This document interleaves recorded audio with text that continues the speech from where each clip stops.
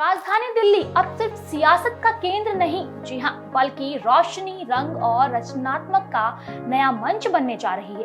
पहली बार सजने जा रहा है दिल्ली में एक ऐसा फिल्मी महाकुंभ जहां दुनिया भर की कहानियां, संस्कृति और सितारे के साथ एक साथ नजर आएंगे। जी हाँ, 25 से 31 मार्च तक राजधानी बनेगी इंटरनेशनल सिनेमा का घर।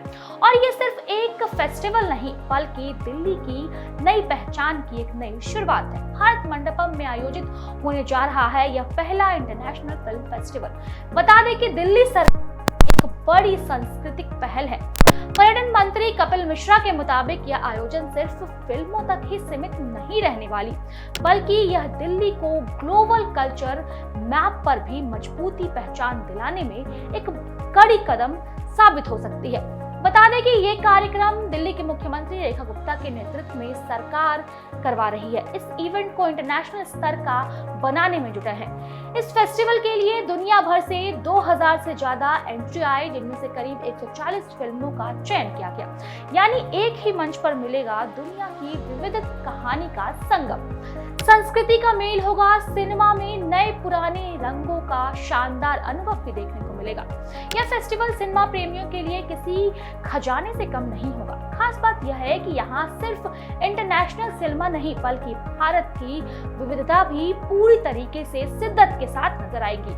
चाहे वो तमिल, तेलुगु, मराठी, भोजपुरी, पंजाबी, हरियाणवी, बंगाली या फिर नॉर्थ ईस्ट फिल्मों के साथ ही क्यों ना हो, बॉलीवुड भी अपनी चमक बिखरेगा। दरअसल यह फेस्टिवल एक बड़ी राजनीति का हिस्सा है। पिछले एक साल में इंडिया गेट पर ड्रोन शो, छठ पूजा, कांवड़ यात्रा और तीज जैसे आयोजन के जरिए सरकार लगातार पर्यटन को बढ़ावा दे रही है।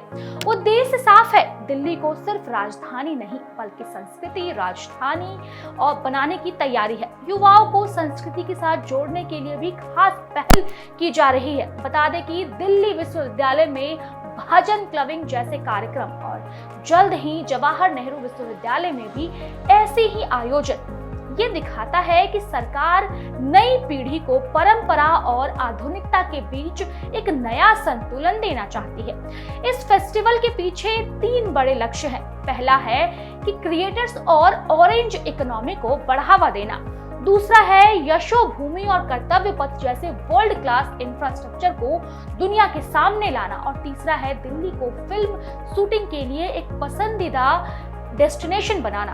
तो तैयार हो जाइए, क्योंकि इस बार दिल्ली में सिर्फ फिल्म नहीं चलेगी, बल्कि सपनों की स्क्रीनिंग सजेगी, जहां हर कहानी एक दुनिया दिखाएगी और हर फ्रेम दिल्ली की पहचान को एक और नए चमक दिलाएगा। कैमरे की नजर अब राजधानी पर है और शायद अगली कहानी बड़ी दिल्ली से शुरू हो। तो ऐसे में आपकी क्या राय है, हमें जरूर बताएं।